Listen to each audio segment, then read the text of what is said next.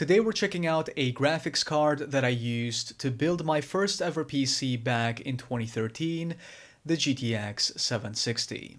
This is actually a 4GB model. I used to own a 2GB GTX 760, but other than the VRAM difference, they have the same specs. This was back when lower gigabyte models weren't performing significantly worse, unlike today. This card has 1152 CUDA cores, a 256-bit memory bus, and a TDP of 170 watts, so if you want to power it, you're gonna need a 6 plus 8 pin power connector.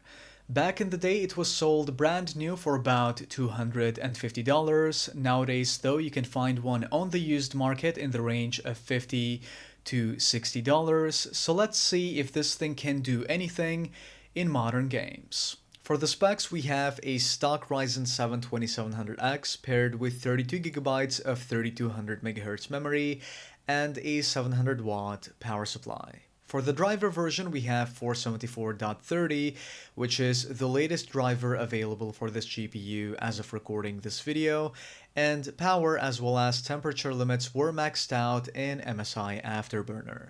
Due to the limited time that I had with this card, unfortunately we're only going to be looking at stock results, though at the same time I really don't think that overclocking this thing would have made a huge difference.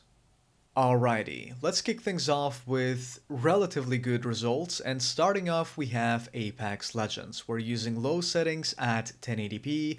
The 4GB GTX 760 isn't really capable of delivering a playable experience. Once you land, the frame rate tends to hover between 35 to 45 FPS for the most part, which would be enough if this was a single-player game, but since it's a fast-paced multiplayer title, it's quite hard to stay competitive.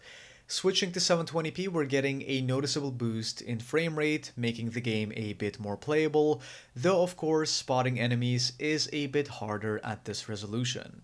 For comparison, here are the results of the RX 6600 XT using high settings at 1080p, which can be found for around $200 on the used market.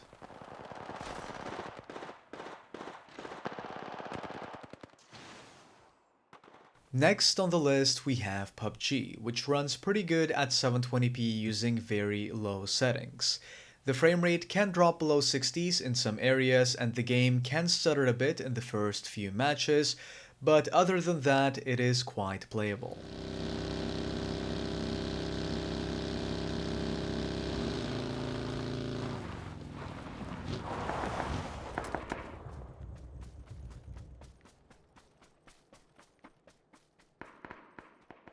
Next, we have Doom Eternal, which is one of the games that prompts to update to a newer driver, but still allows us to launch and play the game. Using lowest settings at 1080p, the game isn't very playable since the frame rate tends to frequently fluctuate between 20 and 40 FPS.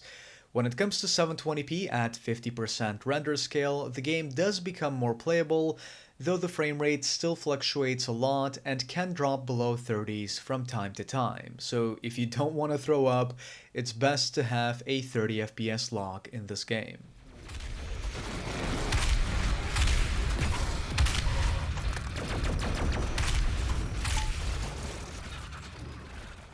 Red Dead Redemption 2 also asks us to update our drivers to a newer version, though still allows us to launch the game, and using the lowest settings at 720p resolution, the game doesn't seem to run too bad. The frame rate can drop below 30s in detailed areas, which is an expected result from a 10-year-old mid-range GPU. By the way, I forgot to test this game using FSR, so that's also something you can use to increase the frame rate.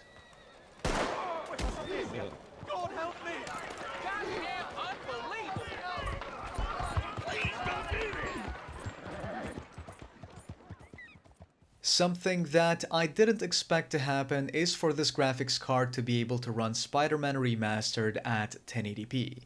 Sure, the frame rate does sometimes drop below 30s and we're getting plenty of frame time spikes, which make the game feel even choppier, though once again this is at 1080p. When it comes to 720p, the frame rate does improve by about 41%, at least in this particular spot. One thing that I noticed after playing for an extended period of time is texture and lighting issues, which I'm assuming is related to this card not having the full DirectX 12 feature support, so that's something to keep in mind. I also tried enabling FSR, though unfortunately the game kept crashing every time. Next up, we have Stray, which runs in the range of 30 to 40 FPS using lowest settings at 1080p, at least in this particular part of the game.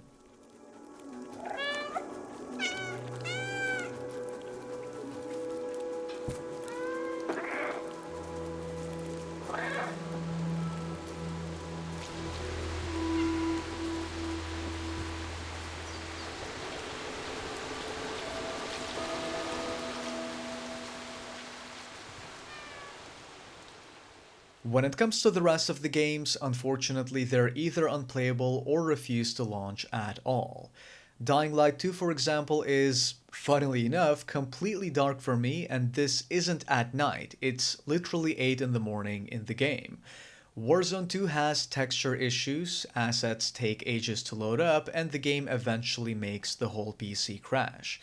Games like God of War, Cyberpunk, and Forza Horizon 5 in my case completely refuse to launch even after repairing the games. Now, I've seen videos on YouTube where some of these games launch just fine, so it's either that these games received updates that don't allow us to launch them anymore, or there could be workarounds that let you play them.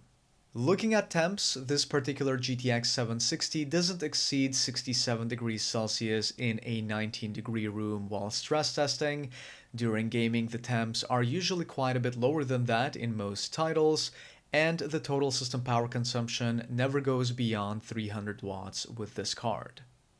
So there you have it. This is the kind of performance you can expect from a 10-year-old mid-range GPU. It might not be great in modern titles, but if you're mainly going to be playing older or less demanding games that run relatively well on this card, such as PUBG, Stray, maybe CS or Valorant, you'll be fine. Last time I paired this thing with an i7-4790, it also managed to handle games like Star Wars Fallen Order and Need for Speed Heat, so you do actually have a pretty large selection of titles to play. Just make sure you have an i7-4790 equivalent or better. Either way, that's been it. Thank you guys for watching. Oh, and by the way, for some of the upcoming content, we have an i7-950 review paired with an ASUS Rampage 3 formula. I actually bought these parts quite some time ago, and some of you guys have been asking me to review this thing already. That's coming soon, and we're also going to be checking out the GTX 1070. This is going to be an interesting one because this thing currently costs around $120 on the used market. So if you're interested, be sure to subscribe and turn on the notifications. Thank you guys for watching, and I'll see y'all in the next one.